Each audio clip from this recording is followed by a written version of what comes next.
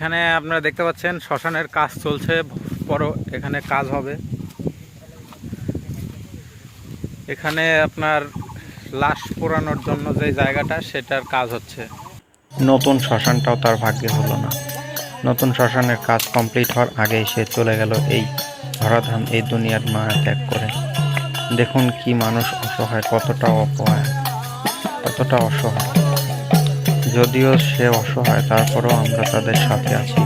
যে কোনো মানুষ মারা গেলে আমরা তাদেরকে নিয়ে শ্মশানে যাই এবং তার যে সঠিক কার্যক্রম সেটা সম্পন্ন করি। আপনাদের এলাকাতেও অনেক মানুষ রয়েছে যারা অল্প দিনের মধ্যেই চলে যায়, কিন্তু যদি একবার উপর থেকে ডাক আসে তাহলে তো তাকে যেতেই হবে। তাতে আর করার কিচ্ছু থাকবে না। এনার বেলাতেও তাই হয়েছিল। ইনি প্রায় 2 থেকে 3 মাস বিছানায় পড়েছিলেন। তারপরেই তার ওপর থেকে ডাক আসে। আগের দিন রাতে তার বাড়িতে কীর্তন হয়, পরের দিনই দেখুন তিনি ছাই হয়ে যায়, পুড়ে ভস্ম হয়ে যায়। এটাই হচ্ছে দুনিয়ার নিয়ম।